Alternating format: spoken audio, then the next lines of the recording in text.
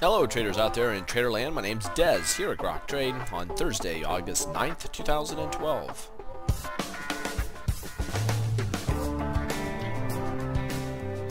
First thing I want to start out with today is GLD. Taking a look at that here on the daily chart. And you'll see that we had a symmetrical triangle. We had a breakout of this gold, bull pullback on the gold to the rising 20 and 50 day moving average and a pop. However, look what's happening on the volume. The volume here on gold is the thinnest as it's been in a long time. So keep your eye on that. It's rising on decelerating volume or decelerating power. Always remember that when you go higher, look at your volume as the strength of that move. So the strength of this move is nothing.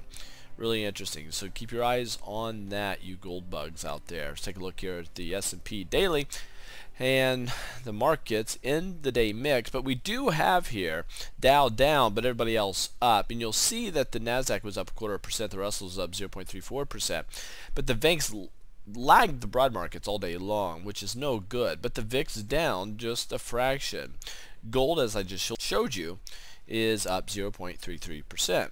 Silver up 0.3%, and crude oil up 0.17%, with the US dollar up 0.35. I'm really surprised that the markets did not go into bearish territory today because the US dollar was so strong all day long, and the trend rating remained bullish also.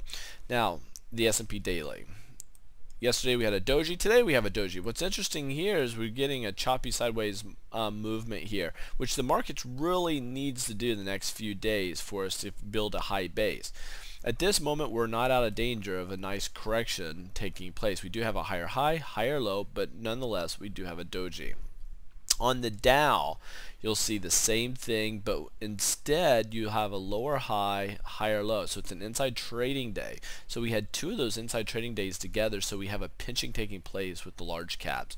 And on the Nasdaq, just a nice sideways base taking place, and then the Russell, same thing, sideways base and commencing here.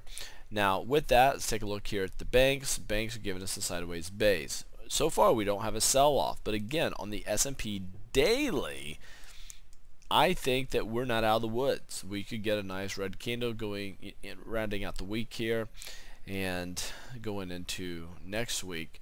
If I look here at the weekly chart, this is a weekly chart on the S&P. We're pretty extended, gang, to the upside. But what's really great here is we're over a major trend line. The reason I'm showing you this right here is because this week so far, we made this high, this red line coming across. I said we need to be watching for. Sure enough, boom, we hit that. We pulled back from it so far. What I think is going to happen going into tomorrow on Friday is a big bearish day. That bearish day will bring us back down below a major trend line here on the weekly chart. If we do that, we will be set up for the next couple months of being quite bearish. The markets will need to sustain its movement or its close above this major trend line on the weekly chart. I would like to see us stay above this 1402 level. If we can stay above 1400, especially above 1402, going, closing out the week, that would be a really good thing. And if we could get above this area of 1409, if we could get above 1409 on a close, that would be really bullish.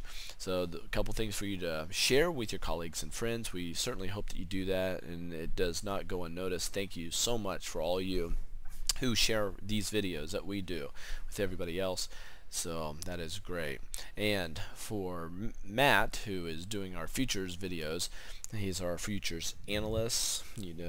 Our thoughts are with him while he goes through a move, so he will be missing in action here for the next week or so.